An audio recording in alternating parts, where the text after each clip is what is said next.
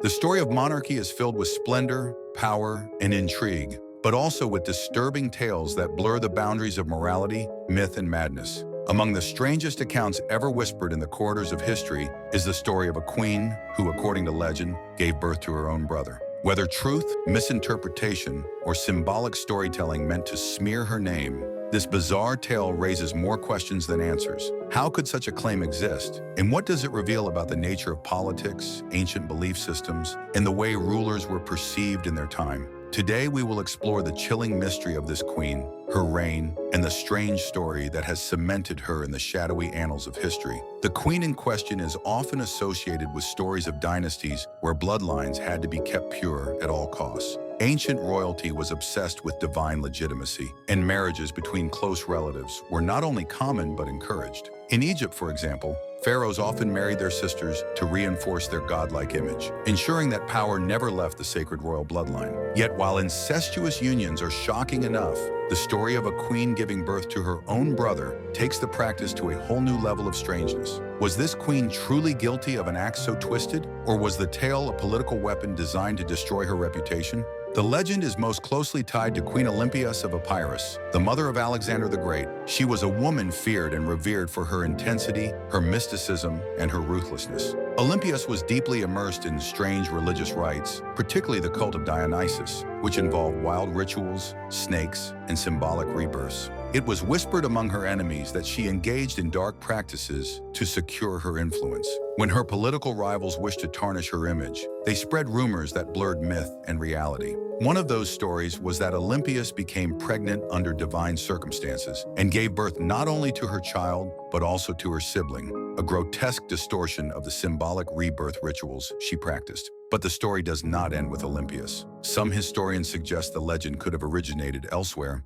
tied to monarchs in Mesopotamia or even the Hellenistic kingdoms that followed Alexander. In many ancient myths, birth stories were manipulated to justify or discredit rulers. If a ruler was seen as too ambitious or too dangerous, their enemies would brand them with stories that suggested unnatural or monstrous origins. A queen accused of giving birth to her own brother would immediately be cast as someone cursed, unclean, and unfit to rule. In this way, a rumor could destroy a dynasty without the need for war. Now here's where it becomes even more fascinating. In some traditions, the story is interpreted not as a literal birth, but as a symbolic act. Ancient myths often played with the concept of cyclical time and rebirth. To give birth to one's own sibling could mean embodying both mother and sister, a figure who transcends ordinary human boundaries. In certain mystery religions, these symbols represented ultimate power. So while enemies may have twisted the tale to smear the queen, within her own cultic practices, such an image could have been celebrated as divine.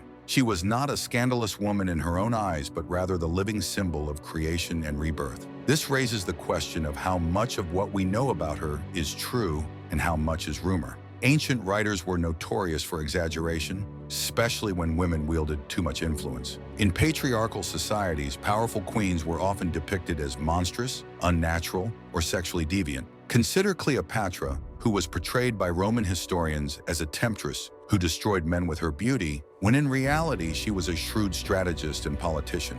Could the story of the queen who gave birth to her own brother be another case of history trying to diminish a woman's authority by painting her as perverse? At this point, you might be asking yourself, if this story was only a rumor, why did it survive for centuries? The answer is that human beings are drawn to scandal and the grotesque. A normal queen who ruled wisely and kept her household in order is quickly forgotten. But a queen accused of an impossible and disturbing birth is remembered forever, precisely because the tale provokes shock. The more unbelievable the accusation, the more likely it is to survive as folklore. History, after all, is not only about what happened, but about what people chose to believe.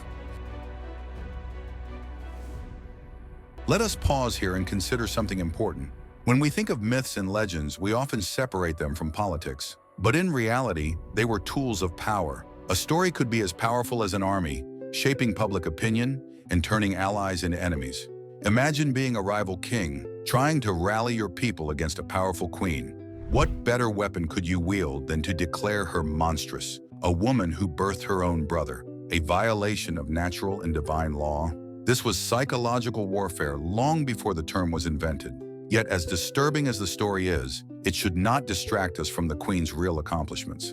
Women like Olympias, Cleopatra, and others who were accused of shocking acts often played vital roles in shaping empires.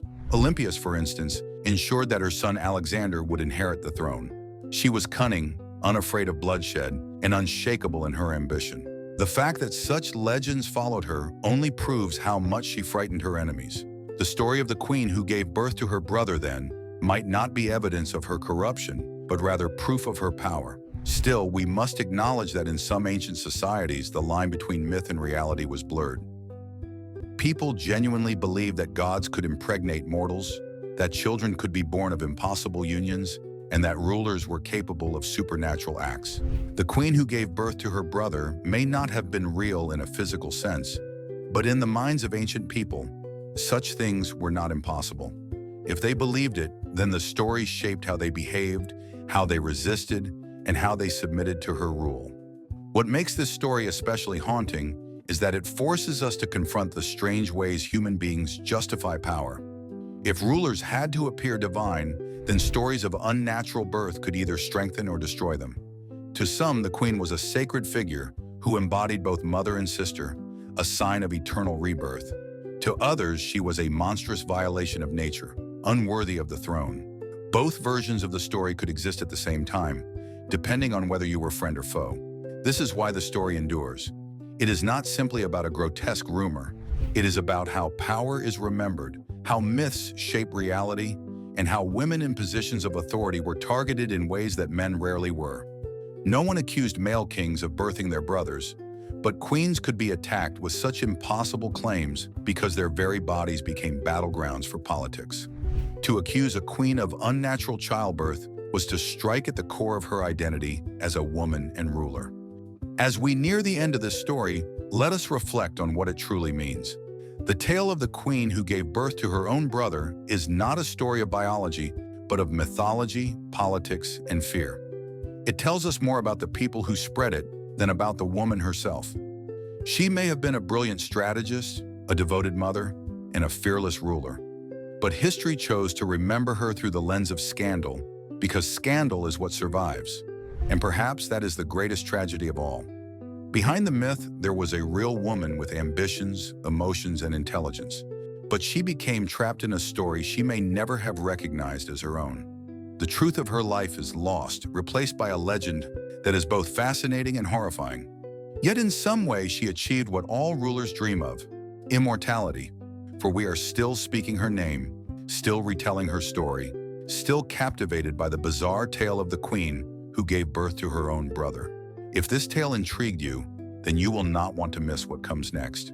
History is filled with equally bizarre and shocking accounts that defy belief, from kings who made their subjects eat themselves to death, to ancient cities that vanished overnight, to rituals that forced thousands to walk into fire willingly. Each story is a reminder that the human past is stranger than fiction, and that the line between truth and myth is far thinner than we often realize.